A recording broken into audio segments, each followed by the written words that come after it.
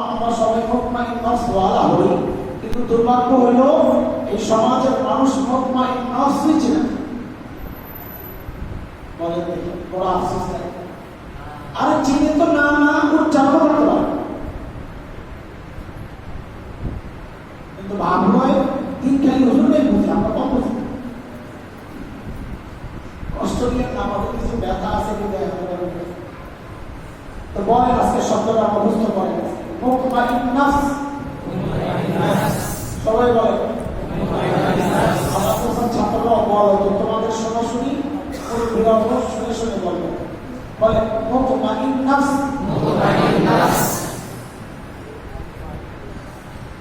এখন আগে বলেন তো এমন মৃত্যু চাই কিনা যে মৃত্যুর সময় আল্লাহ বলবেন বা আমি তো ওই উপর খুশি যে আমার জান্নাতে চাই? সবাই চাই, আমি তো চাই, আপনারাও চান। আমি আপনি চাইলেই হবে না, আল্লাহ চাওয়া এক কথা বলে ঠিক না? আমি যেটা বলে আমি আপনি চাইলেই হবে না, আল্লাহ চাওয়া লাগবে। আল্লাহ চাওয়া লাগবে, শুধু আল্লাহ চাওয়া লাগবে না, আল্লাহ চাইলেই হবে। আপনার চাওয়ার দ্বারা কিছু চাইছে। এক পাগল রাস্তায় ঘুরতেছে খুশি, তো হুজুর জিজ্ঞেস করছে এই পাগলের খুশি নেই, আপনি কি বলবেন? বললাম মানুষ তো বলো না, আমি তো বুঝি না, তুই বল কেন খুশি? পাগলার জবাব, আমেরিকার প্রেসিডেন্টের মেয়ের বিয়ে করতেছে। বলে আমেরিকার প্রেসিডেন্টের আসতেছে না। আরে পাগল, আগে জানতাম তার সিরা এখন এই তালিকা যে এই কথা কইছে পাগলটা এমন খেপা খেপছে হুজুর আপনি বললাম মানুষ আলহামদুলিল্লাহ করছে যে ঘুমান, আপনি বুঝবেন আল্লাহ চাহে তো আলহামদুলিল্লাহ, আল্লাহর রহমতে আর আল্লাহর ফজল ও করমে কাম কিন্তু আমরা অর্ধেক আগে গেছি। দেখেন খেয়াল করেন, কালে বিয়ে করতেছে আমেরিকার প্রেসিডেন্টের মেয়ে রয়েছে, আর তার আবার কাজ কদ্দুর আগেছে কথা বলে কদ্দুর হুজুর ধরছেন। এই তো পাগল আরো কিছু সময় কামাই আসে, এই কি অর্ধেক আগাইছে? পাগল আসতে করে বলে হুজুর আমি তো রাজি।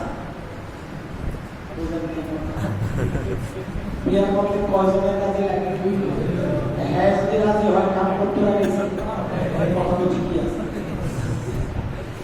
এই খুশিতে বেড়ে আমার কাছে কাম অর্ধেক আগে গেছে, আমি তো রাজি, বাকি অর্ধেক প্রেসিডেন্ট রাজি হইত।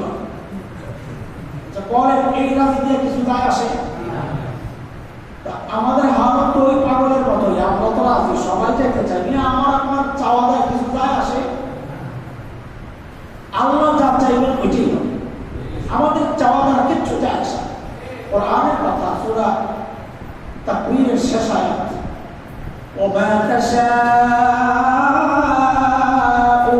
ইল্লা আন ইয়াশা আল্লাহ ইল্লা আন ইয়াশা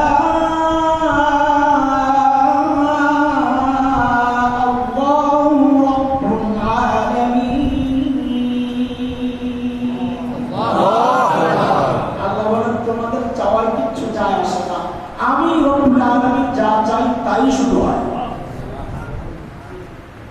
তো আল্লাহ কিভাবে চাইবেন আমরা যেন ওই মৃত্যু আমাদের নসিব হয়? বলে আল্লাহ চাইবেন হইল আমাদের একটা কাজ করতে হবে, আমাদের নফসটাকে মুতমাইন্না বানাইতে হবে।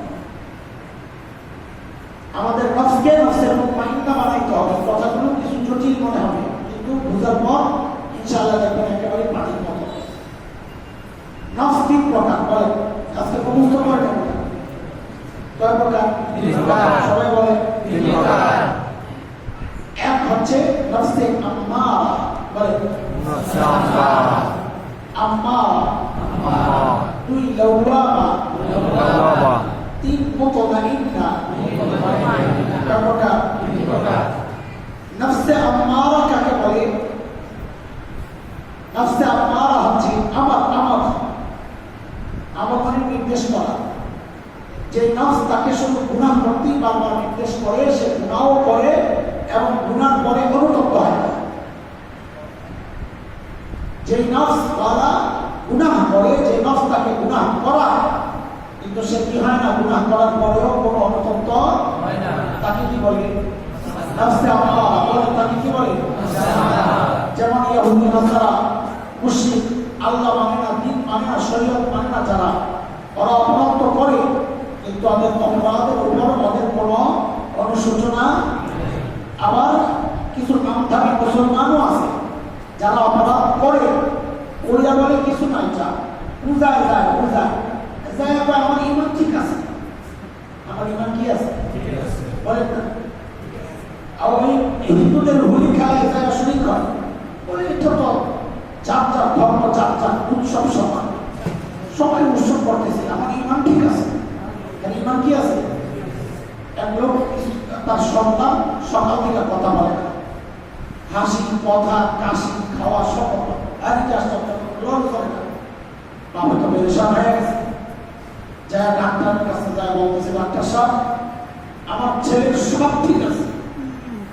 সব ঠিক আছে বলতে উনি বুঝেছেন যে আমার ছেলে হাসবে যে ঠোঁট দিয়ে ঠোঁট গায়ে হয় নাই, বলবে যে জিব্বা দিয়ে জিব্বাও গায়ে হয় নাই, হ্যাঁ, তাকাইবে যে চোখ দিয়ে চোখও গায়ে হয় নাই, শুনবে যে কান দিয়ে সে কানও গায়ে হয় নাই, ধরবে যে হাত দিয়ে সে হাতও গায়ে হয় নাই, হাঁটবে যে পাও দিয়ে পাও গায়ে হয় নাই, সব ঠিক আছে, কিন্তু বলো তো কথা ভাই, আপনি তো আসেন না, দেখেন না। তো ডাক্তার সাহেব দৌড়ে আসে, আইসা দেখে কথা ঠিক, সব ঠিক আছে। পোলার বাপে ডাক্তার সাহেব কি কয়, যে আপনার পোলার সব ঠিক আছে, কিন্তু একটা সমস্যা কি, এটা তোর রোগটা ছেড়ে গেছে। বুঝলেন এই কথা? মারা গেছে, মারা গেলে কি যাওয়ার সময় রোগ সাথে করে চোখ টেনে যায় না, থাকে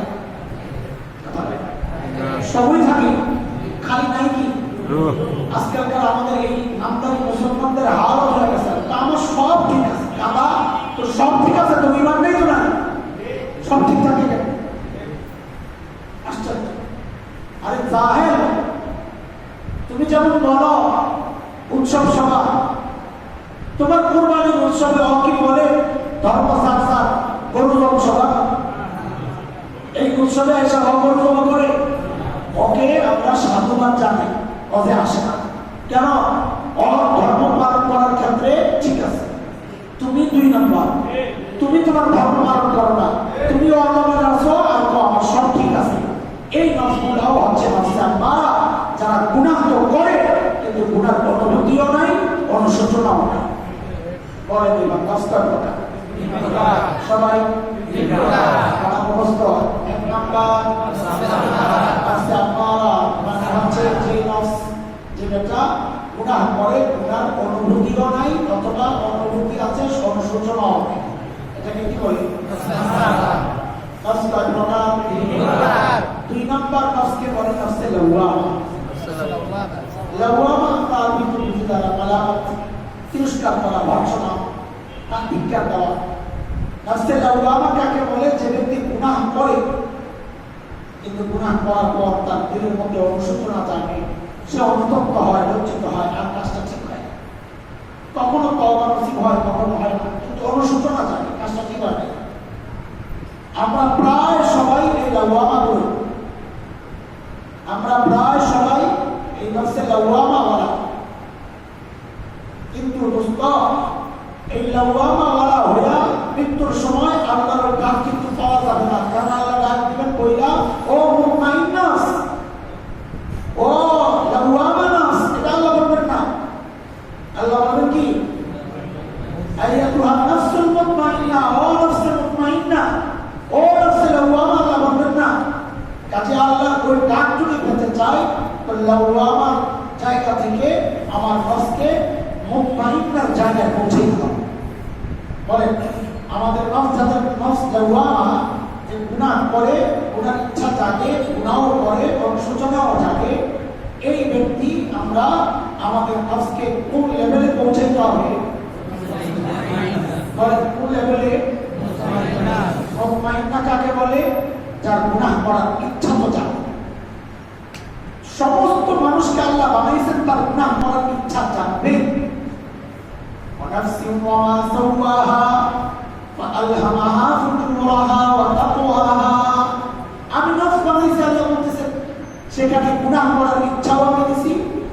করার ইচ্ছা হয়েছে। এমনকি নবী আলাইহিস সালাম যারা চলে গেছেন আম্বিয়া, ওনাদেরও গুনাহ করার ইচ্ছা জাগার মতো ছিল। যেমন হযরত ইউসুফ আলাইহিস সালাম নিজের সম্পর্কে নিজে বলছেন সূরা ইউসুফের ওই যে 13 নম্বর পারার প্রথম আয়াত, যেটা ওমা উবারিউ নাফসি ইন্নান নাফসা লাআম্মারাতুন বিসূ, যে আমি নিজের বারাত, নিজের পবিত্রতা, আমি সাধু মানুষ, ভালো মানুষ, সুফি মানুষ, আল্লাহওয়ালা কিভাবে বলি? কারণ আমার ভিতরে জিনিস একটা আছে, নফসে আমারা, আর কাজ হচ্ছে গুনাহ হুকুম করা। তো আমি নিজেকে পবিত্র কেমনে যাবো? আল্লাহ যাকে বাঁচাবেন তার রহম দিয়া সেই মাত্র পবিত্র, এছাড়া কেউ পবিত্র হইতে পারে না। এই তো গেল আমাদের কথা। আমাদের নবী আলাইহিস সালাম বলেছেন, দেখেন একটা ছোট্ট আকীদার কথা বলি আপনাদেরকে, ছোট্ট আকীদা, আহলুস সুন্নাহ ওয়াল জামাতের আকীদা, ভালো করে শুনেন, এটা অনেকে জানে।